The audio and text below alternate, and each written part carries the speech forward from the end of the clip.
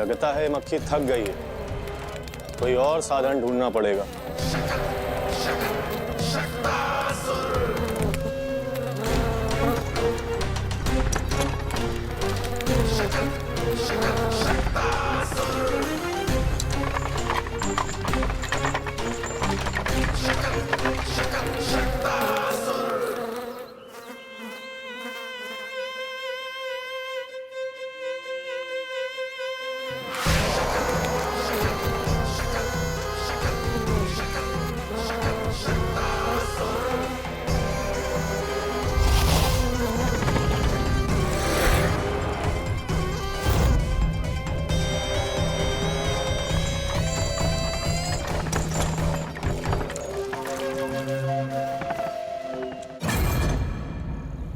मेरा सकट।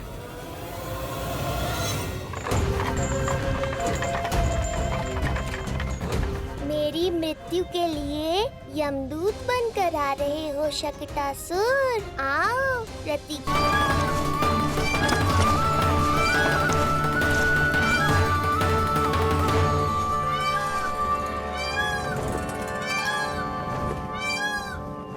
ये घर है या वन?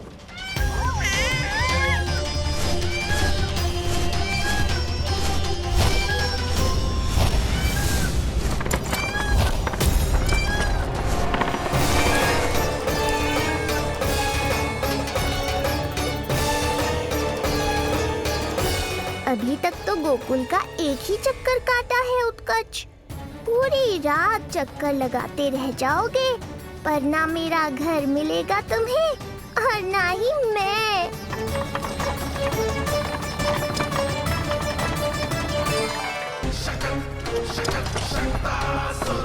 पिछले 7 प्रहर से लगभग 7 चक्कर लगा चुका हूँ गोकुल के।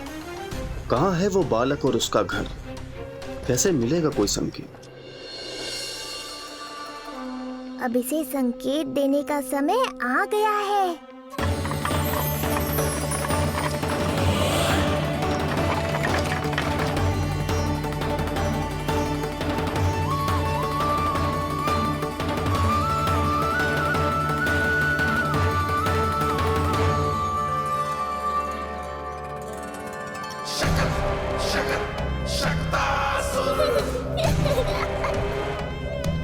वो रहा। देख रहे हो लल्ला, कितना सुंदर दिन है। हाँ मैया, बहुत अच्छा दिन है आज। अब देख कैसे तेरा काल बनकर तेरे घर में प्रवेश करूंगा, और वो भी बिना बुलाए।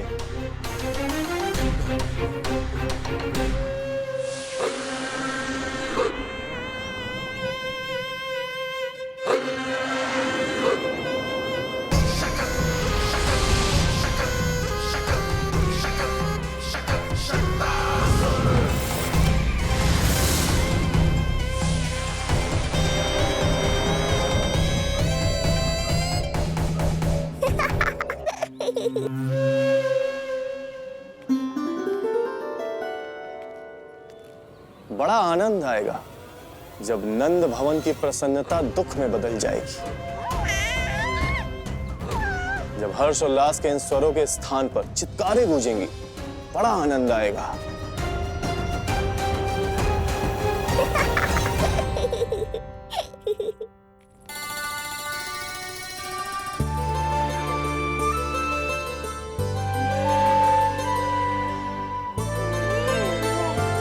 यशोदा, मैंने कही थी ना बड़ा उत्सव ना करेंगे, फिर भी तुमने सभी को बुला लिया। सभी को कहा? केवल निकट के मित्र संबंधी और अपनी सहेलियों को ही तो बुलाओ है। केवल निकट संबंधियों को? ये तो पूरा का पूरा गांव आया है। तनिक निकट से देखता हूं, पता तो चले इस बालक में ऐसा विशेष क्या है जो इसके प्राण लेने के लिए मुझे आना पड़ा। इतनी भी शीघ्रता क्या है उत्कच? प्राण देने में भी धैर्य नहीं है।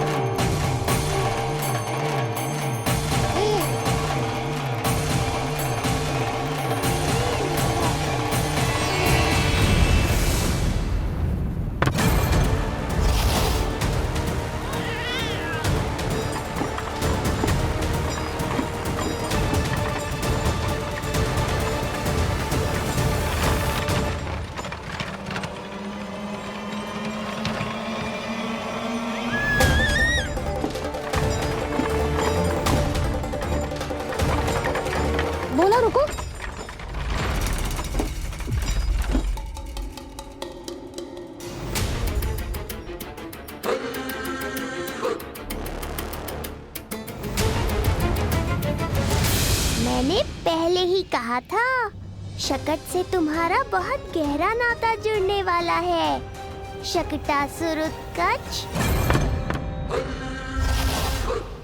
सुनो जी, उत्सव आरंभ होने को है, सब अतिथि आ गए।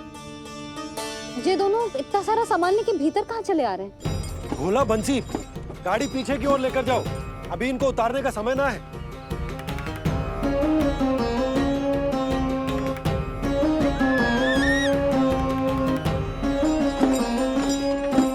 सुनो जी, तनिके से संभालो। तुम कहाँ जा रही हो? पंडित जी के आने के समय हो गए। रोहिणी जीजी को तो बुला लो। आई।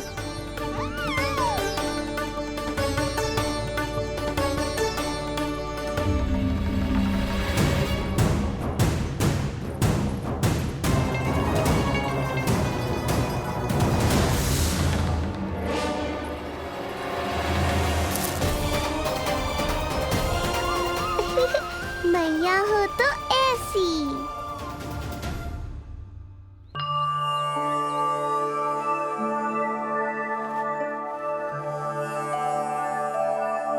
आज तुम्हारे छोटे भाई की जन्म नक्षत्र पूजा और उत्सव है, किंतु मुझे क्षमा करना पुत्र, चाहते हुए भी तुम्हें वहां नहीं ले जा सकती। तुम्हारी सुरक्षा के लिए तुम्हारे पिताजी ने ये आदेश दिया था कि मैं तुम्हें सारे जग से छुपा कर रखूं, किंतु आज तुम्हारे जन्म के बाद इतना समय बीत गया है और तुम अब तक। मैं ये नहीं जानती पुत्र, तुम्हारे अस्तित्व की घोषणा करना, तुम्हें सबके सामने लाना उचित होगा या नहीं, किंतु मैं अवश्य जानती हूँ कि तुम्हें इस घर के भीतर यूं बंद करके रखना मेरे हृदय को चीर देता है। जब भी तुम्हें छोड़कर कहीं चली जाती हूँ, मेरे भीतर दुख की एक बड़ी सी लहर उठती है और मेरा हृदय उस लहर में डूब जाता है पुत्र। मुझे क्षमा कर देना। अब तो बस नारायण से एक ही प्रार्थना है, शीघ्र ही ये सब कुछ ठीक हो जाए।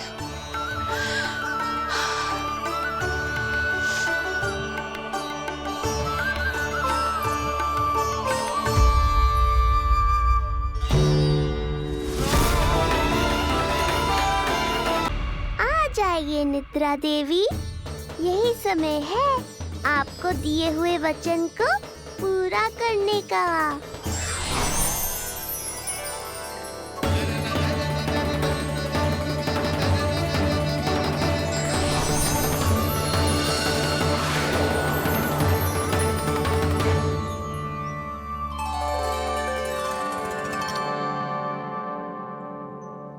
अब तुझे नींद आ रहा है? कल रात को कही थी ना, अच्छे से विश्राम कर लल्ला। जो तो सोगा, ऐसे तो सुलाने में इतनी उठा पटक करा तो है। अब देखो। नंदराज जी, रानी जी, पूजा की सारी तैयारियां हो गई हैं, अब विधि आरंभ कीजिए। पंडित जी, लल्ला बहुत गहरी नींद में सोगा है। जे पूजा में लल्ला की आवश्यकता नहीं है, बस आप दोनों हैं तो पूजा हो जाएगी।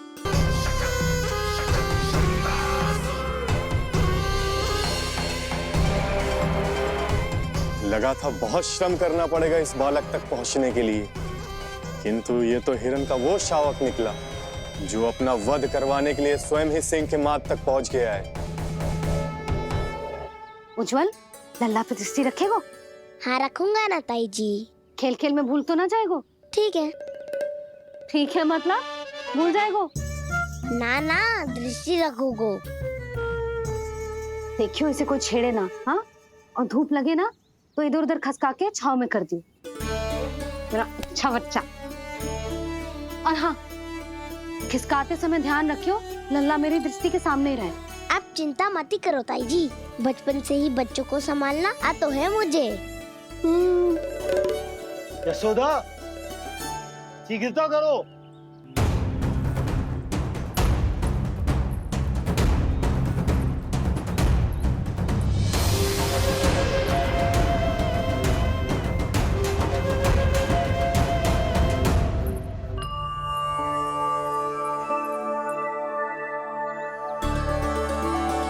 ओम शांति शांति। अब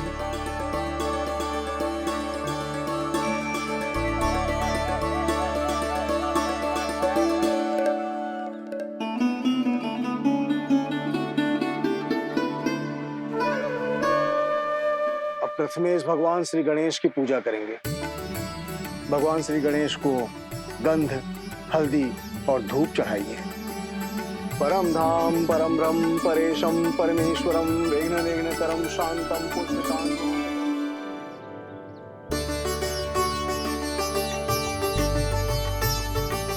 अब आप दोनों श्री हरि नारायण के ऊपर अक्षत की वर्षा कीजिए। लीजिए। मंगलम भगवान विष्णु मंगलम गरुड़ध्वजा मंगलम पुंडरीकाक्षा मंगलाय तनोहरि।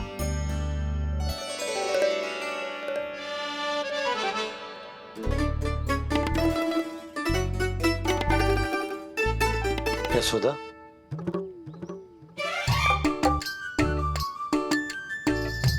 क्षमा करेगा पंडित जी।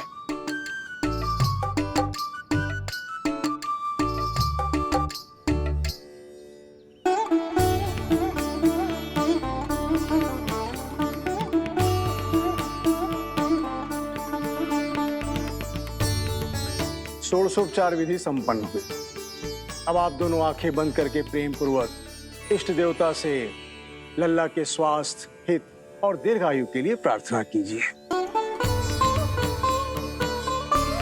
परम धाम परम ब्रह्म परेशम परमेश्वरम विघ्न निघ्नकरम शांतम पुष्टकांतमनंतकम सुरासुरेंद्र सिद्धेंद्र स्तुतम स्तौम्य परात्परम सुरपति दिनेशम जगणेश कलायनम इदं स्तोत्रम महापुण्यम विघ्न।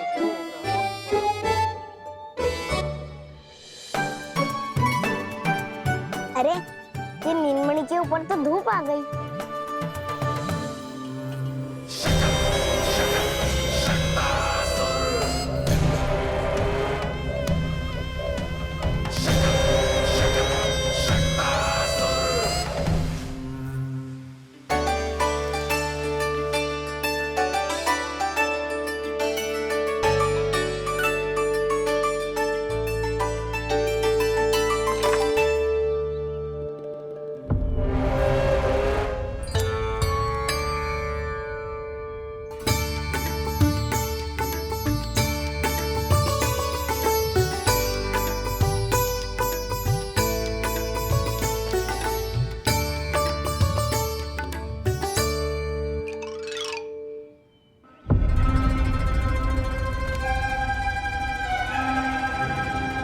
ये धूप तो बार बार आ रही है नीलमणि पर, किंतु ताई जी की बात भी माननी है।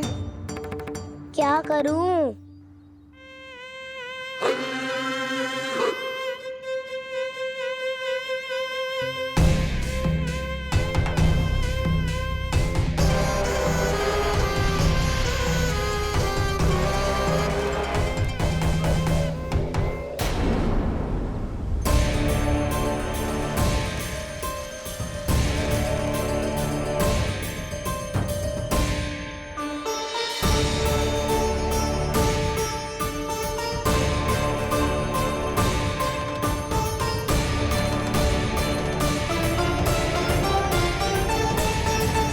जे उज्जवल भी ना एक कार्य ठीक से ना कर सकता। कहाँ है लल्ला?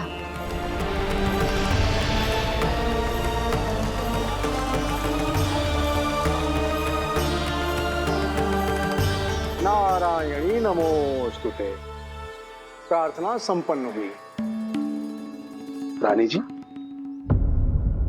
रानी जी कहाँ चली गई?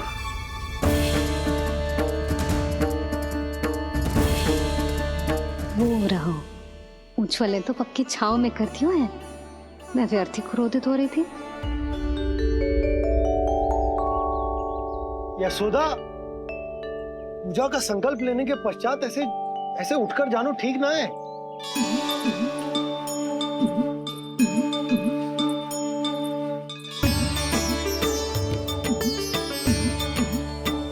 यशोदा, स्मरण है ना जे जन नक्षत्र पूजा हम हमारे लल्ला के हित के लिए कर रहे हैं। ओम सहनावतु सहनो भुनक्तु सह वीर्यं करवावहै यस्मिनावदितमस्तु मा विद्विषावहै। ओम भद्रं कर्णेभिः सूर्यां देवं।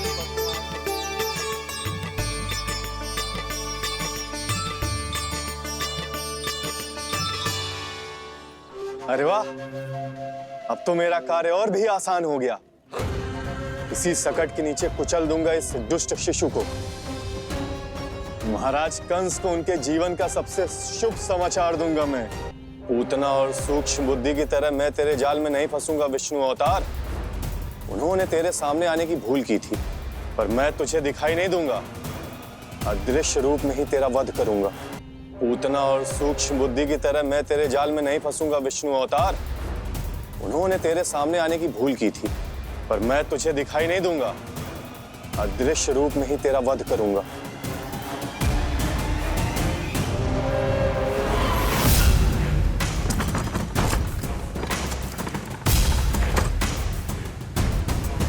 तेरी मां तुझे साधारण से धूप से बचाना चाहती थी।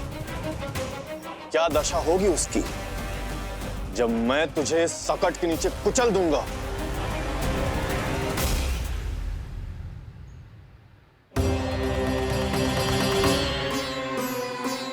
जाने ये पूजा कब समाप्त होगी। कहीं उठ तो ना गया होगा मेरा लल्ला। मुझे उसे देखना है। पर जी पंडित जी है कि अब देख कैसे इस शकट के भार के नीचे दब जाता है तेरा कोमल तन। यशोदा, पूजा समाप्त होने वाली, आरती को समय हो रहा है। लल्ला सुरक्षित है, चिंता ना करो। कितना नन्हा सा है तू, फिर भी तूने महाराज कंस की रातों की नींद, सुख चैन सब छीन लिया। अब मैं तुझसे तेरे प्राण छीनूंगा। तैयार हो जा।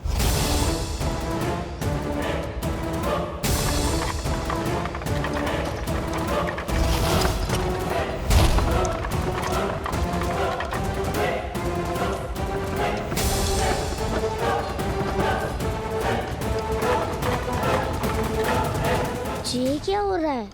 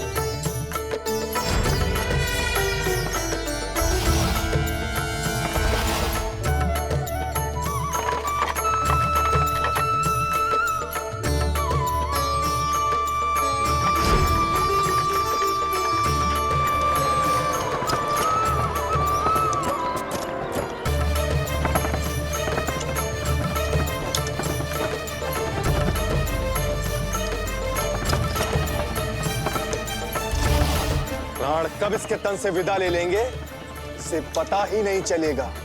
ताई जी! यशोदा ताई जी!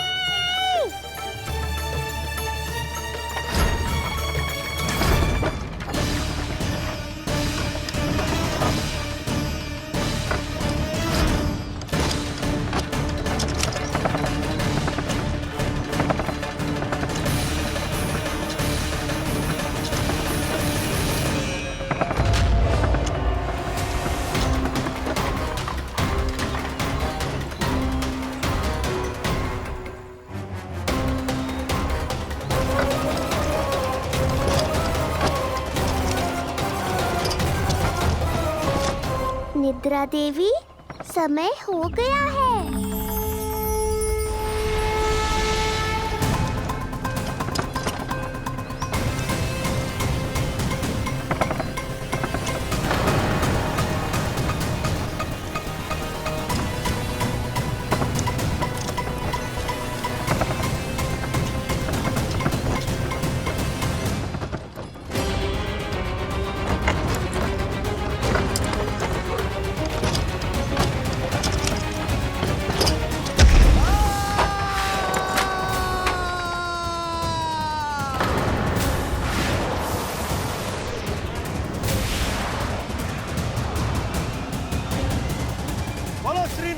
भगवान की जय।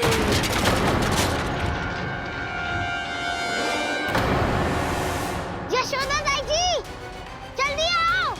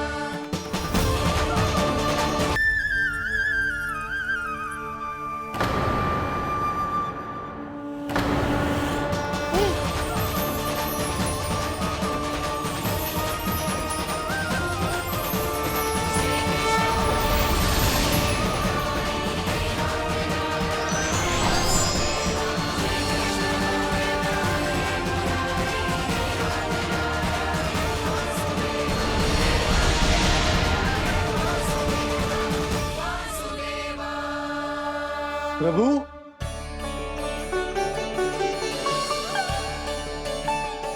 प्रभु, मैंने आपके अवतार को हानि पहुंचाने का प्रयास किया, फिर भी आपने मुझे दर्शन दिया। देने ही पड़े। तुम्हें मेरे चरणों का स्पर्श जो मिल गया, तुम्हें आश्चर्य हो रहा होगा। एक साधारण से स्पर्श से तुम्हें वो मिला जो बड़े से बड़े ऋषियों को भी कठिन से कठिन तपस्या के बाद भी नहीं मिलता। इसका उत्तर तुम्हारे अतीत में छुपा है। दैत्य हिरण्याक्ष के पुत्र के रूप में तुम्हारा जन्म हुआ था। शीघ्र ही तुम बहुत अधिक विशाल और असीम बलशाली हो गए थे, पर तुम अपनी शक्ति का प्रयोग अनुचित ढंग से करते थे। एक दिन तुमने महर्षि लोमस के आश्रम में बहुत ही उत्पात मचाया, हरे भरे वृक्षों को नष्ट कर दिया।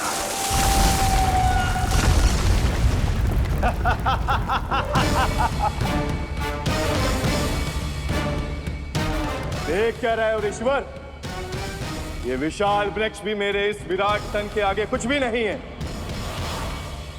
जिसे स्वयं अर्जित तक नहीं किया, उस तन पर इतना अभिमान, तो सुन ले, जिनसे तेरा तन बना है उन्हीं पंच तत्वों में इसी क्षण ये विलीन हो जाएगा। ये मेरा श्राप है तुझे, मेरा श्राप है तुझे।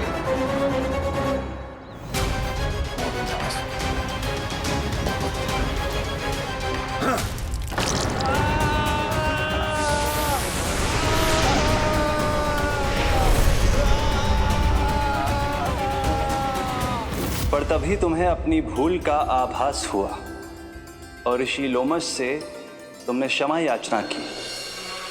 क्षमा करे ऋषिवर, क्षमा करे। मैं मूर्ख, अभिमानी हूँ, अज्ञानी हूँ, परंतु आप तो दया के सागर है। कृपा करे ऋषिवर, कृपा करे। बिना तन के मैं कैसे जीवित रह पाऊंगा? तुम जीवित भी रहोगे और अपने दैनिक कार्यों का संचालन भी कर पाओगे, किंतु सजीव प्राणियों या निर्जीव वस्तुओं की सहायता से ऐसा जीवन तो मृत्यु के समान है ऋषिवर। इससे अच्छा है आप मुझे जीवन से मुक्ति दे दो। मुक्ति भी अवश्य मिलेगी तुम्हें, पर जब तुम परम प्रभु श्री हरि नारायण के चरणों का स्पर्श करोगे, चरणों का स्पर्श करोगे। और यही नहीं शक्तासुर, कल जब तुम मुझे खोज नहीं पा रहे थे, तब भी तुमने हार नहीं मानी। 7 प्रहर तक 7 बार मेरी और मेरे गोकुल की परिक्रमा की। इस क्रम में तुमने अनजाने में ही अपना पश्चाताप पूरा किया और पुण्य अर्जित कर लिया। इसलिए मैं तुम्हें मोक्ष प्रदान करता हूं। इसलिए मैं तुम्हें मोक्ष प्रदान करता हूं।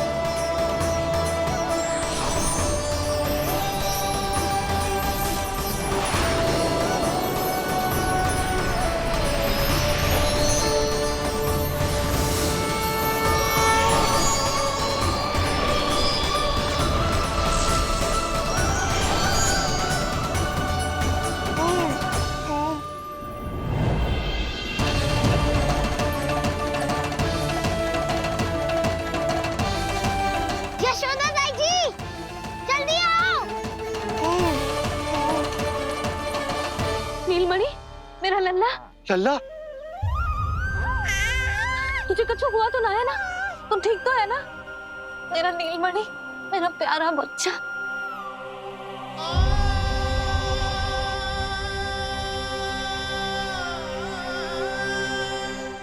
भोला, बंसी, ये सब क्या है?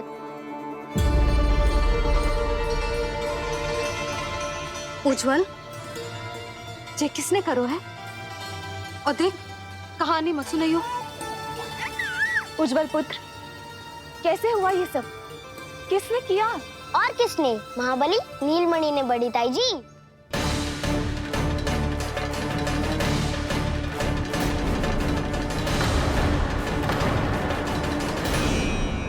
जी क्या बोल रहे हो? सच्ची सच्ची बता।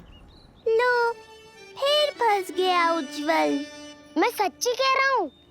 अचानक तीव्र वेग से वायु चली।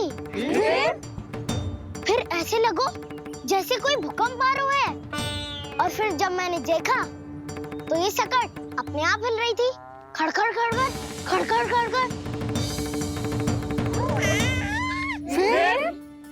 फिर मैंने साहस दिखाया और उस सकट को रोकने का प्रयास करो। पर सकट ना रुको, जे हिले ही जा रहा था। खड़खड़ खड़खड़ खड़खड़ खड़खड़ खड़खड़ खड़खड़। और फिर ऐसे ही हिलते हुए अचानक से आगे बढ़कर सीधा नीलमणि के ऊपर चला आए हो। और फिर सकट भी हिल रहा था। खड़खड़ खड़खड़। और सकट का सामान भी हिल रहा था। थरथर थरथर। ऐसा लगो जैसे सकट नीलमणि को कुचलने को।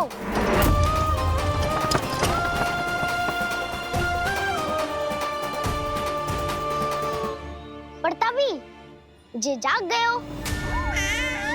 इसने खींचकर अपने पाँव का प्रहार करो और चीख गया सकट आकाश पे।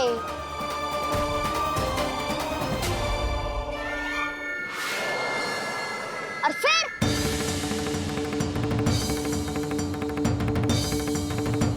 धड़ाम, सब भूमि पे गिरकर चकनाचूर।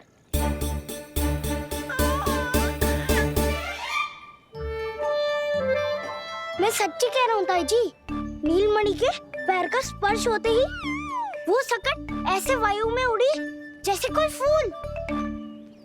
अच्छा, और जो तेरे हाथ में ये माखन है, ये भी अपने आप उड़ के आ गया होगा ना? हाँ, मैं सच्ची कह रहा हूँ। सदा बड़पोलापन, ये अच्छी बात ना है लल्ला। सत्य बता। मैया, मैं सत्य बोल रहा हूँ। ये सकट अपने आप ही आयो था और नीलमणि के प्रहार करते ही दूर जा गिरो। अरे, ये बड़बोले से पूछने से अच्छा है कि हमें स्वयं विचार करना चाहिए कि ये सकट टूटा कैसे। हाँ नंदराज, हाँ, हम भी आरती के लिए भीतर चले गए थे। हाँ। अरे, आप सब मेरा विश्वास क्यों ना कर रहे हो? नीलमणि के प्रहार से ही। उज्जवल, सकट बहुत पुराना था, पहिया ढीला होकर खुल गया होगा। यशोदा, अनेक कारण हो सकते हैं, चिंता करने की कोई आवश्यकता ना है। मैं चिंता क्यों करने लगी भला? मेरे नीलमणि के गले में रक्षा वाला कंठक पहले से ही है। और हम ये सब पूजा पाठ इतने विधि विधान से इसी के लिए तो कर रहे हैं, है ना पंडित जी? हाँ रानी जी। तो बस फिर मेरे लल्ला को कछु क्यों होने लगो? और आप सब स्वयं ही देख लो ना, जे इतना बड़ा सकट टूट के बिखर गया है, किंतु मेरे लल्ला को एक खरोच भी ना आई। इसका अर्थ तो यही है ना कि हम जो भी कर रहे हैं सही कर रहे हैं। मुझे चिंता करने की कछु आवश्यकता ही ना है। चलो सब भीतर चलते हैं। हाँ हाँ, लल्ला को भूख भी लगी आई होगी। चल।